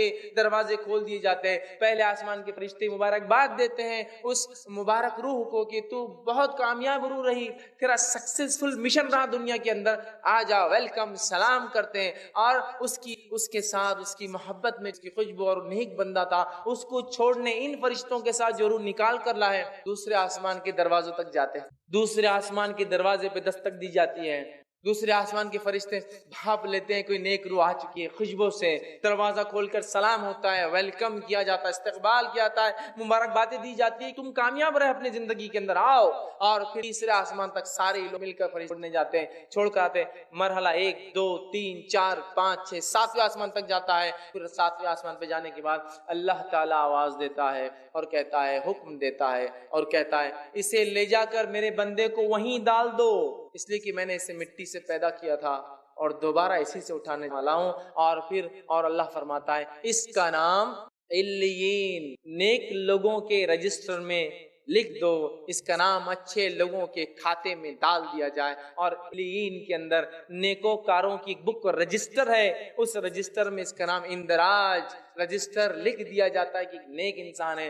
روح پھر اسی مرحلوں سے لوٹ کر خوش آمدیدیں سلامتیاں سن کر زمین پر آتی ہے اور لانے کے بعد اسے قبر میں واپس کے جسم میں ڈال دیا جاتا ہے. نبی اکرم صلی اللہ علیہ وسلم فرماتے ہیں جب قبر میں روح کو واپس ڈال دیا جاتا ہے اور لوگ دفنا کے دور چلے جاتے ہیں تو اس کے بعد وہ آدمی مر چکا تھا یا مرا ہوا تھا وہ ان کی کھڑاؤں کی چپل اور جوتے کی آوازوں سنتا ہے, چونکہ اس کا رب اسے وہ سنتا ہے. یاد رکھیے ان آوازوں کو, اور لوگ وہاں چلے جاتے ہیں. اور یہی نیک انسان جب اس کو جنازے پہ لوگ لے جاتے ہیں تو لوگوں سے کہتا ہے جو جنازہ اٹھائے ہوئے, ارے جلدی چلو, اتنے سست رفتار سے کیوں چل رہے ہو, لے کے جاؤ, اس لیے کہ میرے انجام کی خوشخبری سنا دی گئی ہے, مجھے لے کے جاؤ اسپیڈیلی, مجھے ڈالو لے جا کے قبر میں. اور جب قبر میں اسے ڈال دیا جاتا ہے, جسم اس کے روح میں ڈال دی جاتی ہے, اطمینان کے ساتھ اٹھ کر بیٹھ جاتا ہے. اب وہ دو لوگ آتے ہیں جو اللہ کی طرف سے اپوائنٹڈ ہے, جو آ کر سوال کرتے ہیں, دو فرشتے, ایک منکر دوسرا نکیر. نبی اکرم صلی اللہ علیہ وسلم فرماتے ہیں منکر اور نکیر کی کیفیت یہ ہے, کالا اور سیاہ چہرہ ہے دونوں کا, اسی کے ساتھ ساتھ لال لال آنکھیں اور بیل کے سینگوں سے زیادہ بڑے بڑے دانت ہوں گے, اور جب آئیں گے تو زمین کو پھاڑتے ہوئے آئیں گے, سیدھے نازل نہیں ہوں گے, زمین کو کاٹتے ہوئے اپنے دانتوں سے چیرتے ہوئے آئیں گے قبر میں, اور آواز بجلی سے زیادہ تیز گرجدار آواز میں بات کرتے ہوں گے. اور آ کر جو ہے اس روح سے جو نیک تھی, چاہے بد ہو یا نیک ہو, ان کا رویہ دونوں کے ساتھ سخت ہوتا ہے, آ کر بجلی جیسی کڑکتی ہوئی آواز میں پوچھتے ہیں من ربو کا, تیرا رب کون تھا. دوسرا سوال کرتے ہیں من نبیو کا, تیرا نبی کون تھا. تیسرا سوال کرتے ہیں ما دینو کا, تیرا دین کیا تھا. تین سوال کریں گے. سوال دکھنے میں بہت چھوٹے ہیں, جواب بھی معلوم, اللہ, محمد صلی اللہ علیہ وسلم, اسلام. لیکن کیا آپ کو لگتا ہے یہ کتنے آسان جواب منہ سے یوں ہی نکل جائیں گے؟ نہیں نکلیں گے. کیوں نہیں نکلیں گے؟ برے آدمی کا جب لوں گا تفصیلات تو وہ جواب دیں گا اطمینان کے ساتھ. سوالات کے مرحلے میں دکھائی دیں گا سورج ڈوبتے ہوئے نیک انسان کو, سورج غروب ہوتے ہوئے دکھایا جائے گا. یہ سب غائب کی بات ہو رہی. تو وہ کہیں گا فرشتوں سے, فرشتوں ان کے نکی رک جاؤ, عصر کی نماز کا وقت ختم ہو رہا ہے, مجھے پڑھنے دو. منکر نکیر کہیں گے خبر نماز کی جگہ نہیں. پھر اسے یاد آئے گا میں چکا ہوں, لیکن وہ زندگی میں عادی تھا نا نمازوں کا, اس کو خبر میں بھی نماز یاد رہے. فرشتے کہیں گے یہ خبر ہے, یہ دنیا نہیں ہے, اس میں اعمال نہیں ہے. تب وہ کہیں گے کنٹینیو کرو اگلے کوشچنز تمہارے. اور فرشتے تین سوالات کریں گے. تین سوالات کرنے کے بعد فرشتے اسے کہیں گے آرام سے لیٹ جاؤ, آرام سے لیٹ جاؤ. جواب دے دیا. اور پھر ایک کھڑکی کھولی جائیں گی اور اسے جہنم دکھائی جائیں گی, اور فرشتے کہیں گے یہ وہ چیز تھی جس سے تیرے رب نے تجھے بچا لیا.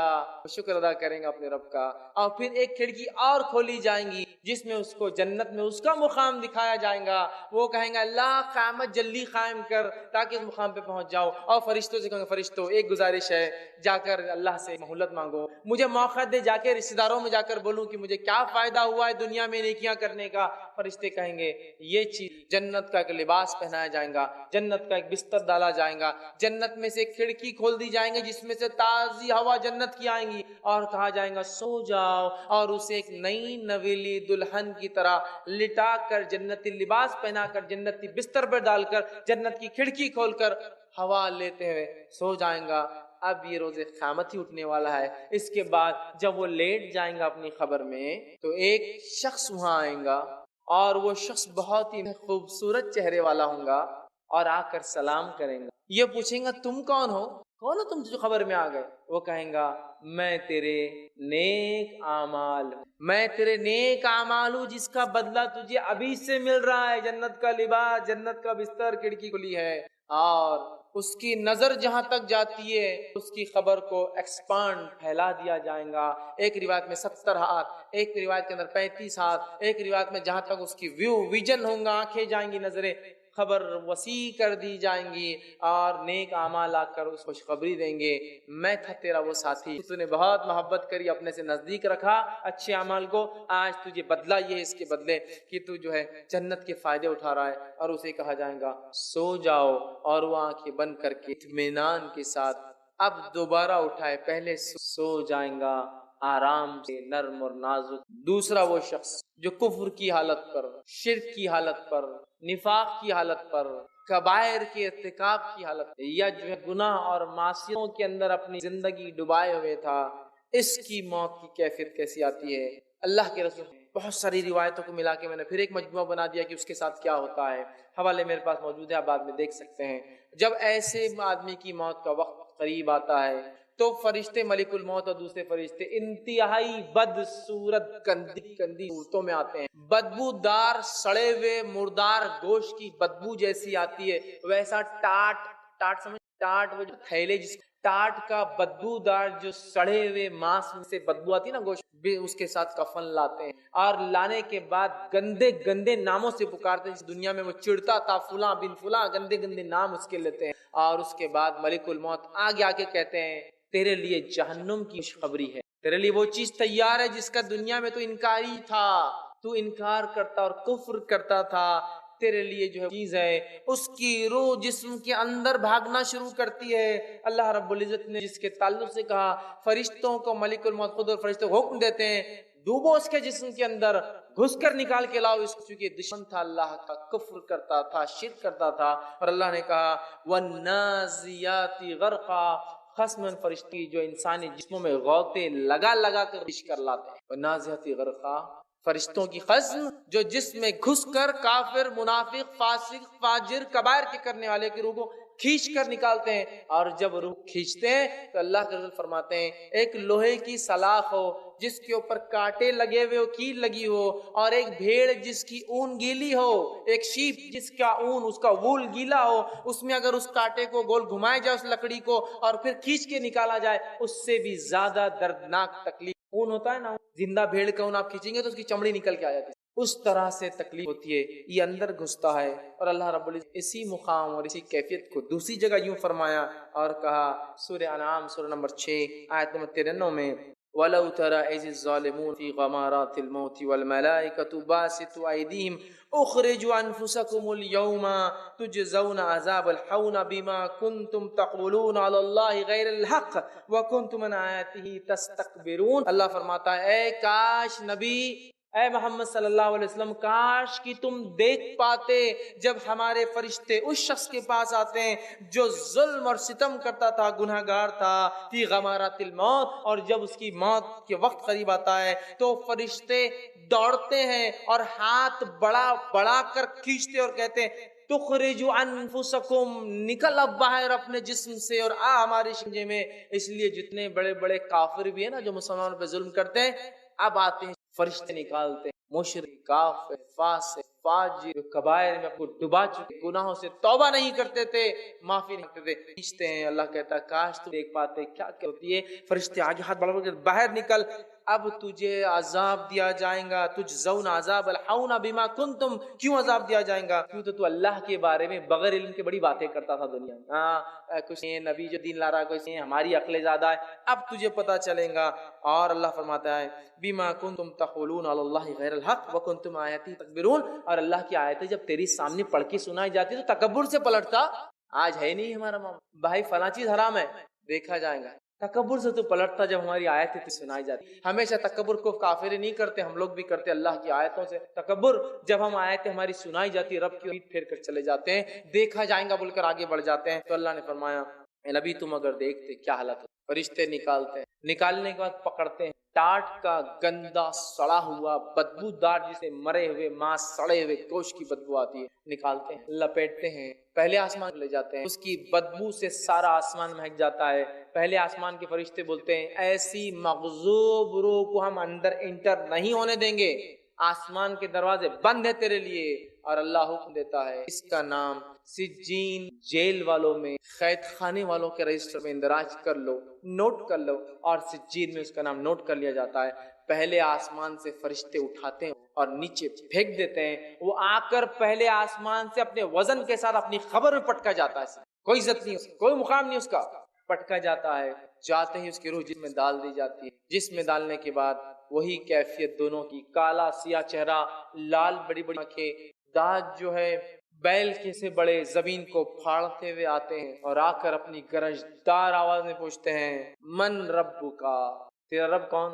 کافر کہتا ہے مجھے نہیں پتا میرا رب کون تھا. منافق کہتا ہے لوگ کہتے تھے میرا رب اللہ ہے. وہ ایمان نہیں لایا تھا، لانے کے بعد بھی نہیں کفر. دوسرا سوال کریں گے من نبیو کا، تیرا نبی کون ہے؟ تیسرا سوال ہوگا ما دینو کا، تیرا دین کیا ہے؟ تو وہ کہیں گا کافر میں نہیں جانتا ہوں، منافق کہیں گا لوگ کہتے تھے میرا دین اسلام ہے۔ اس کے بعد فرشتے اس کو ایک کھڑکی کھول کر بتائیں گے اور جنت بتائیں گے اور کہیں گے یہ وہ چیز تھی جس سے تو محروم رہا، چلے گی تیرے ہاتھ سے۔ پھر جہنم میں ایک اس کی کھول کے مقام بتایا جائے گا جس کی گرمی اس کو محسوس ہوں گی اور شدت ہوں گی جیسا جنتی کی شدت ہوں گی۔ وہ کہیں گا اے اللہ قیامت کبھی قائم مت، قیامت کے دن تو اصل ٹھکانہ ملیں گا نا، ابھی تو صرف بتایا جا رہا ہے۔ اے اللہ قیامت کبھی قائم مت کر، مت آنے دے ڈے آف ججمنٹ، نہیں چاہتا ہوں میں قیامت آئے۔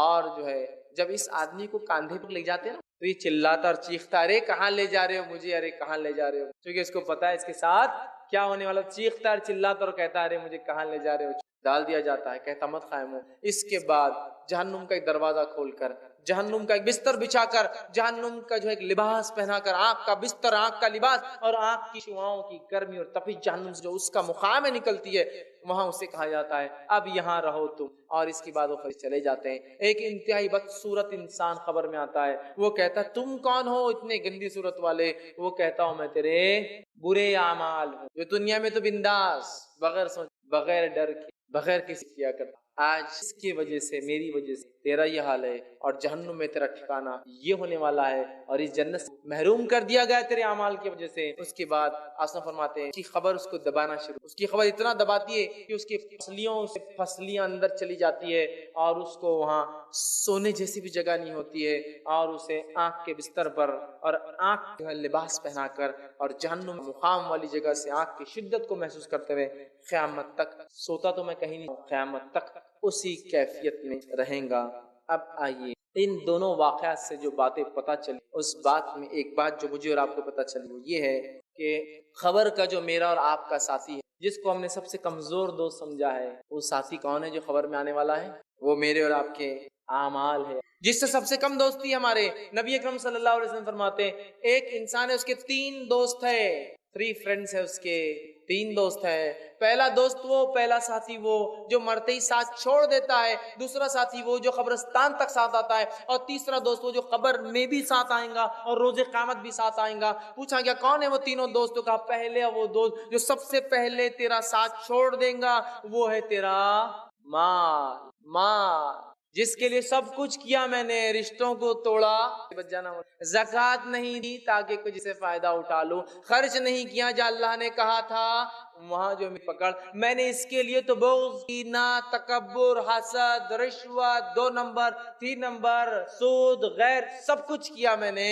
یہ وہ ساتھی ہے سب سے پہلے ساتھ چھوڑ دیتا ہے اور رشتہ دار لڑتے اور ٹوٹ پڑتے اس پر چونکہ ان کو چاہیے تھا وہ چیز۔ سب سے بے وفا ساتھی، سب سے زیادہ محبت میری، ارے یہ تو بے وفا ہوتا ہے، اتنا بے وفا کہ آپ مر جائے اور چاندی کی انگوٹھی بھی ہاتھ میں ہو تو کوئی اس کو دفناتا نہیں، سب نکال لیا، اتنا بے وفا ساتھی۔ مال کا دوسرا ساتھی کا وہ ہے جو تیرے رشتہ دار ہے، تجھے چاہنے والے ہیں، جو قبرستان تک آتے ہیں لیکن ان کی محبت بھی اتنی نہیں ہے کہ تیرے ساتھ آ سکتے ہیں، ساتھ نہیں جا سکتا۔ اور رشتہ دار کے لیے تو کیا نہیں کر رہے ہیں بہت سارے لوگ، بچوں کے لیے تو حرام چیزیں کما رہا، ہاں یہی رشتہ دار ہے، دفنا کے آئیں گے ساتھ نہیں آنے والے۔ اپنا اپنا سوچ بھیا، اپنے کو کیسا نکلنا ہے۔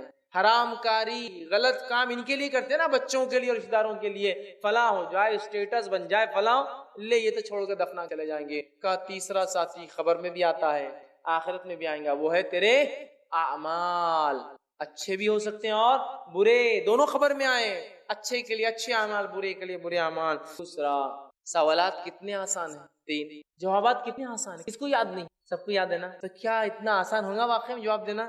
یاد رکھیے ان 3 سوال کا جواب وہی دے پائیں گا جس کی ساری زندگی ان 3 چیزوں کے اعتبار سے، وہی آدمی کہہ پائیں گا میرا رب اللہ ہے جس نے کبھی اپنے رب کے ساتھ کوئی شریک نہ کیا ہو، نہ اس کی ذات میں، نہ اس کی صفات میں، نہ اس کی عبادت میں، نہ کسی اور چیز کے اندر، اس نے خالص توحید پر زندگی گزاری تھی اور ایک رب کو مان کر زندگی چلا تھا، اسی کی وجہ سے تکلیفیں اٹھائی تھی، اسی کی وجہ سے اذیتیں اور لوگوں کے تانے اور تشنیعات اس نے سہتے، اسی کی وجہ سے ہو سکتا ہے وہ مارا اور شہید بھی کیا گیا تھا۔ تو سب سے پہلے جس نے واقع میں اللہ کو رب مانا اور پھر جم گیا اس چیز پر، تو وہ انسان ویسا ہوگا جو انسان کہہ پائیں گا رب اللہ، میرا رب اللہ ہے۔ دوسرا سوال من نبیو کا، جواب تو آسان ہے، کس کو نہیں پتا ہے محمد صلی اللہ علیہ وسلم، کس کو نہیں پتا ہے، سب کو پتا ہے، لیکن یہ جواب صرف وہ انسان کے منہ سے نکلے گا جس کی واقع میں زندگی صلی اللہ علیہ وسلم کے طریقے کے، اسوے کے، نمونے کے، ان کے جیسا اپنے آپ کو آئیڈیل بنا کر دیکھ کر چلتا رہو، جن کے رول ماڈل سیرے غیرے اور نقش غیرے اور پتہ نہیں دنیا کے تارے اور ستارے اور پتہ نہیں کہاں کہاں کے لوگ ہوں گے، یہ بھی مر کے وہیں مر کھپ جانے والے، کچھ فائدہ نہیں ہوگا، لیکن جن کا آئیڈیل یہ رہے ہوں گے صلی اللہ علیہ وسلم، کہا جاتا ہے کہ آپ نے فرما دیا تو بس اس کے آگے اب نہیں چلنے والی کوئی ریت، کوئی رواج، کوئی رسم، کوئی بڑے سے بڑا دین کا علم والا مجھے اگر کوئی بات کہیں گے اور اس شخصیت کی بات کے خلاف یہ بات تھی تو میں جو نوک پر رکھتا ہوں۔ یہ ہے محمد، یہ نمونہ اور آئیڈیل ہے، اور ان کی اتباع ایسی لازم ہے ہم پر کہ عبداللہ ابن مسعود مسجد نبوی میں داخل ہوتے ہیں، ایک قدم باہر ایک قدم اندر، نبی اکرم صلی اللہ علیہ وسلم خطبے کے دوران کہہ رہے ہیں وہ شخص جو کھڑا ہے بیٹھ جا، عبداللہ ابن مسعود اسی جگہ نیچے مسجد میں چوکھٹ پہ بیٹھ جاتے ہیں۔ بعد میں اللہ کے رسول نے فرمایا عبداللہ ہم تم سے تھوڑی کہہ رہے تھے کہ وہ شخص جو کھڑا ہے بیٹھ جا، ہم کسی اور سے کہہ رہے تھے۔ تو کہا اللہ کے رسول ہمیں کیا معلوم ہمارا رسول کس سے کہہ رہا تھا، میرے کان میں آواز آئی جو شخص کھڑا ہے بیٹھ جا، بس مجھے کیا لینا دینا کی بات، تو کس کے لیے بول رہے تھے، کیا ہو رہا تھا۔ آج سنت نبوی بتائی جائے تو 1000 سوال اور کوشچنز رہتے اس کے خلاف ہمارے پاس، 1000، یہ غلط ہے کیا، وہ غلط ہے کیا، اتنے بڑے غلط تھے کیا، اتنے بڑے نے غلط بولوں گا، انہوں نے غلط لکھا کیا۔ میرے بھائی میں تجھے کہہ رہا ہوں محمد صلی اللہ علیہ وسلم نے یہ کیا، اب ایرے اور غیرے کی بات کیوں لا رہا ہے تو، کیا مقابلہ اور موازنہ کرنا چاہتا ہے، میرے نبی ان کے برابر ٹھہرانا چاحتا ہے؟ جب میں واضح حدیث تیرے سامنے بیان کر رہا ہوں پھر تو مجھ سے کہتا ہے۔ عبداللہ ابن عمر رضی اللہ عنہما سے ایک شخص پوچھا فلاں مسئلے کا کیا حل ہے، انہوں نے کہا اس کا حل یہ ہے۔ اس نے کیا پوچھا معلوم؟ کہا کہ ابو بکر اور عمر کے نزدیک کیا تھا، عمر ان کے والد بھی تو ہے عبداللہ ابن عمر کے، کہا ابو بکر اور عمر کے نزدیک تمہارے ابا کے نزدیک اس مسئلے کا کیا معاملہ تھا؟ تو عبداللہ بن عمر رضی اللہ عنہ فرماتے ہیں اللہ تعالیٰ تیرے پر قوم لوط کے پتھروں کی بارش کرے، میں کہتا ہوں کہ اللہ کے رسول نے کہا اور تو پوچھتا ہے ابو بکر اور میرے باپ نے کیا کہا، میں کہتا ہوں اللہ کے رسول نے کہا اور تو مجھ سے کہتا ابو بکر اور میرے باپ نے کیا کہا، تجھ پر لعنت ہو، تجھ پر قوم لوط کے پتھروں کی بارش ہو، کیونکہ نبی کا قول آنے کے بعد کسی کی نہیں، یہی اتباع ہے۔ اور نبی سے محبت کے ہم دعوے دار ہیں نا، محبت اتباع ہو، اس کے طریقے پہ چلنے کو کہتے ہیں۔ محبت کے نام پر اگر مخالفت ہو رہی تو نبی کی طریقے، نبی نے جیسے کیا منورن، ارے ایسے بھی صحابہ تھے۔ عبداللہ بن عمر کا ہی واقعہ لیتا ہوں کہ جب حج کو جاتے تو ایک مقام پر رک کر طہارت کے لیے بیٹھتے، لوگوں نے کہا تم نے طہارت تو کی نہیں لیکن بیٹھے کیوں تھے؟ تو کہا میں نے اللہ کے رسول صلی اللہ علیہ وسلم حج کیا تھا، جب یہاں اللہ کے رسول کے ساتھ میں آیا تھا آپ نے یہاں طہارت کی، مجھے طہارت تو نہیں آتی ہے لیکن پھر بھی میں جب بھی حج کو جاؤں گا یہاں بیٹھ کر ضرور۔ یہ محبت تھی ان کی اپنے نبی کی، جو کیا بس کرنا ہے ان کو، پیچھے چلنا ہے، چھوڑنا نہیں۔ ہم 1000 باتیں لاتے ہیں نبی اتباع کی باتیں، 1000 ایسا کیا ویسا کیا، یہ کیا خاندان فلاں، اتنے بڑے علامہ، اتنے بڑے فہامہ، اتنے بڑے انہوں نے کہا، ارے نبی کی بات آ گئی تو بات ختم نہ۔ میں اگر کہہ رہا ہوں کہ میں یہ کہہ رہا ہوں یا ہمارے فلاں نے کہا تو آپ کہہ سکتے ہیں ہمارے فلاں بھی یہ کہتے ہیں، لیکن نبی کی بات آ گئی تو منہ۔ تو جس نے اپنی زندگی نبی کے طریقے سے ڈھالی تھی وہ کہہ پائیں گا میرے نبی محمد صلی اللہ علیہ وسلم ہے۔ اور انس بن مالک رضی اللہ عنہ فرماتے اور کہتے تھے کہ ایک حدیث کو سننے سے زیادہ ہمیں سن کر خوشی ہوئی۔ کیا حدیث؟ جس کو سن کر صحابہ جھوم اٹھے تھے، خوش ہوئے تھے، اور وہ فرماتے ہیں انس بن مالک، وہ حدیث تھی المرء مع من احب، انسان روز قیامت اس کے ساتھ جس سے وہ محبت کرتا تھا۔ اور وہ جب بھی اللہ کے رسول صلی اللہ علیہ وسلم کے مزار کے پاس سے گزرتے تو کہتے ہیں انشاءاللہ اللہ میرا حساب محمد صلی اللہ علیہ وسلم، ابو بکر اور عمر کے ساتھ کریں گا، اس لیے کہ میں تینوں المرء مع من احب، انسان اس کے ساتھ جس سے محبت کرتا ہے۔ اب جو جس سے دنیا محبت کرتا ہے، جس کو فالو کرتا ہے، جس کے جیسا ہونا چاہتا ہے، وہ جان لے وہ اس کے ساتھ روز قیامت اس کی لائن، اس کے صف، اس کے گروہ اور اس کے ساتھ کھڑا۔ تیسرا سوال ما دینوں کا، جواب تو کیا آسان، دین اسلام، میرا دین اسلام ہے، لیکن یہ وہی دے پائیں گا جس نے واقع میں اسلام کو مقدم رکھا، جس کی پیدائش، جس کی شادی، موت، جس کے زندگی جینے کا طریقہ اس دین کے مطابق تھا۔ من مانی تو ایسی چالو ہے کہ پیدائش بھی اپنی اعتبار سے، میت بھی اپنی اعتبار سے، نکاح بھی اپنی من مانی، دین اسلام نہیں نکلنے والا منہ سے میرا دین اسلام ہے۔ اسلام دین کہتے جینے کے طریقے کو، مکمل وے آف لائف جس کو کہتے ہیں، وہ طریقہ جس کا اسلام تھا تو وہ کہہ پائیں گا میں۔ ہم نے تو ہر چیز میں اسلام کی مخالفت کو اپنی علامت اور شعار، پہچان بنا لیا، ہماری پہچان ہے اسلام کے خلاف جانا۔ 3 سوال آسان ہے۔ जवाब आसान, सारी जिंदगी जिसने इस पे चला हो ये जवाब निकले। और एक सहाबी ने कहा अल्लाह के रसूल, जो मौत की कैफियत आपने बयान की, एक फरिश्ता जो इस कैफियत में आएगा और हमसे गरजदार आवाज में ये सवालात करेगा, हम तो मिट्टी के बुत बन जाए। और माई आयशा ने सवाल किया था अल्लाह के रसूल, मैं तो एक औरत हूँ, मैं तो छोटी औरतें होती ना छोटी मोटी आवाज से डर जाती है, मैं एक औरत हूँ, जब मुनकिर मेरे पास आएंगे मैं तो मिट्टी की बुत बन जाऊंगी, कुछ निकलेगा नहीं। तो अल्लाह के रसूल ने फरमाया, जिसको अल्लाह रब्बुल इज्जत उस बात को सूरह इब्राहिम सूरह नंबर 14 आयत नंबर 27 की ये आयत आपने तिलावत की और कहा, युसब्बितुल्लाहु अल्लज़ीना आमनू बिलकौलि साबिति फिल हयाति फिल आखिरा, अल्लाह ताला इस कलमे तैयबा की बरकत से, इस कौल की बरकत से दुनिया और आखिरत में तुम्हारे कदम जमा देगा। आपने फरमाया कलमे तैयबा आ जाएगा ला इलाहा, और इसकी बरकत से वो जवाब भी तुम दे पाओगे और दुनिया और आखिरत में कदम जमाने के लिए कलेमा काफी है। ये कलेमा है ला इलाहा इल्लल्लाह, जिसकी जिंदगी अल्लाह की शरीयत और मोहम्मद सल्लल्लाहु अलैहि वसल्लम के तरीके पर होंगी तो बस उसके लिए सवाल और जवाब आसान हो जाएंगे। इसके बाद नेक आदमी तो सो गया, लेकिन बुरे आदमी के ताल्लुक से आता है उसकी खबर में अजदे और सांप। एक रिवायत में आता है एक गज लेकर फरिश्ता आएगा जो गज उठा के उसके खोपड़ी पे देब मारेगा और क़यामत तक कंटिन्यूसली मारता रहेगा। उसकी सर की कैफियत यूं चूरा हो के जर्रा पाउडर बन के उड़ जाएगा और जिन और इन सारी मखलूक उसकी चीख सुनेंगी और उसकी चीख की आवाज जमीन से आसमान तक काफी क़यामत। एक उसमें आता 99 अजदे छोड़ जाएंगे 99, और एक एक का कद ये होगा कि ऊंट के बराबर, और अगर एक अजदा डस ले तो 40 साल तक उसकी तकलीफ महसूस करेगा। और एक अजदा इतना जहरीला होगा कि अगर दुनिया में आके सांस ले सांस छोड़ दे तो आप फरमाते हैं हरा जो उगता है ना सब्जा ग्रीनरी खत्म हो जाएंगे एक सांस से और सारे इंसान मर जाएंगे, इतना जहरीला। इसके अलावा भी और क्या वक्त नहीं। अब आइए ये 3 सवाल के बाद फरिश्ते एक चौथा सवाल भी मालूम, फोर्थ क्वेश्चन भी मुस्नद अहमद अबू दाऊद की रिवायत में आता है, लेकिन वो सवाल नहीं है, वो फरिश्तों का अपना सवाल है, वो उससे सवाल नहीं करेंगे, उनका अपना क्वेश्चन है। क्या सवाल है सुनिए। फरिश्ते कहेंगे नेक इंसान से, तू कैसे जवाब दे पाया इसका, तुम्हें कैसे पता चला ये तीनों क्वेश्चंस के आंसर। समझ रहे आप इम्तिहान देते हैं तो आप पूछते हैं ना कौन सी गाइड बुक रेफर करना जिसमें से क्वेश्चन आए तो फिर अपना मामला हल हो जाए, है ना, पूछते हैं ना। तो सवाल के जवाब कैसे आए तुझे, एक्चुअली फोर्थ क्वेश्चन फरिश्तों का है, उनसे तू जवाब कैसे दे पाया, कैसे तुझे सवालों के जवाब मिले।